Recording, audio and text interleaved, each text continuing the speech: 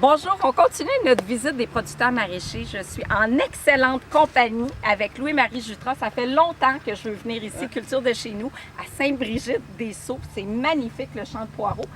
Parle-nous, Louis-Marie, un petit peu de l'entreprise et de la culture de poireaux. L'entreprise, on a commencé, Isabelle, en 1983, le poireau.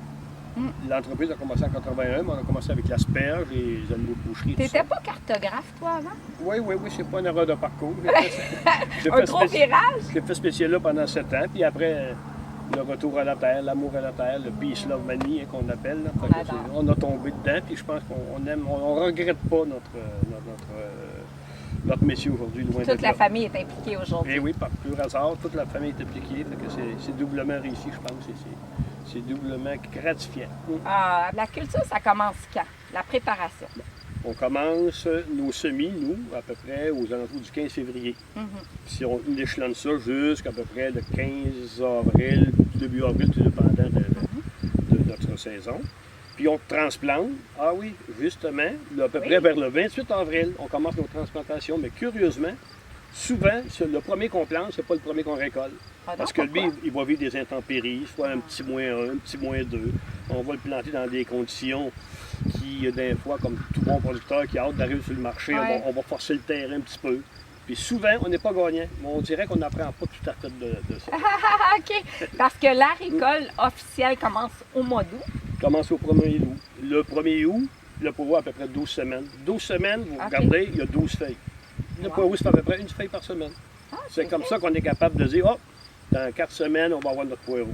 OK, puis au mois de novembre, on récolte encore. Là, il faut comprendre que le 1er août, là, le poireau a 12 semaines, donc il y a 12 feuilles. Il n'est pas nécessairement à son optimum. L'optimum, c'est au Québec, on vend le poireau. Le monde aime ça, le gros poireau. Le gros poireau. Là, on en a ici. Est-ce que c'est prêt, ça? Lui, on devrait le récolter, lui, à peu près, je te dirais, 1er octobre. OK. Donc, si on comptait les feuilles, vois-tu? 1, 2, 3, 4, 5, 6, 7, 8, 9, 10, 11, 12. Vois-tu? Oui. Fait que, idéalement, 15-16 feuilles, ça, c'est l'optimum, c'est le calibre, parce que le consommateur, lui, il la jette à l'unité.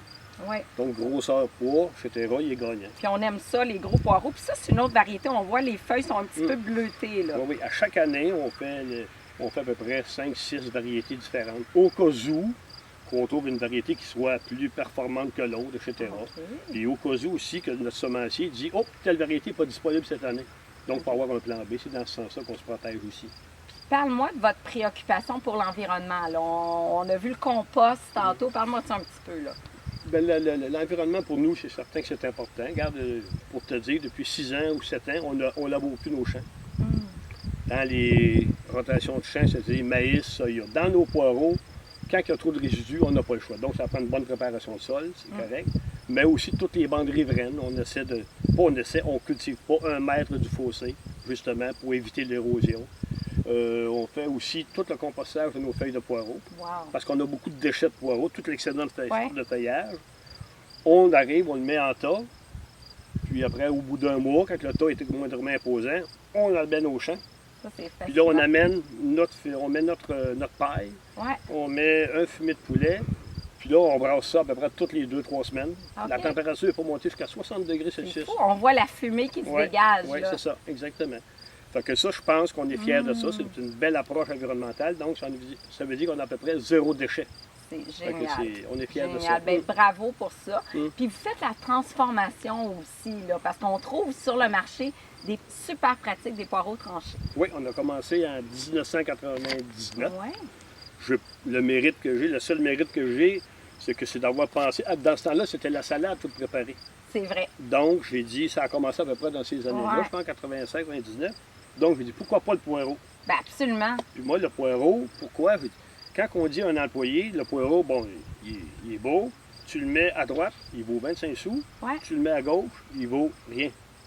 Donc, puis quand on dit qu'il vaut rien, il peut être croche, il peut être juste une blessure mécanique. Fait que là, on l'a récupéré, on l'a tout tranché. Moins de gaspillage. On a à peu près 0 gaspillage, à moins que ce soit vraiment...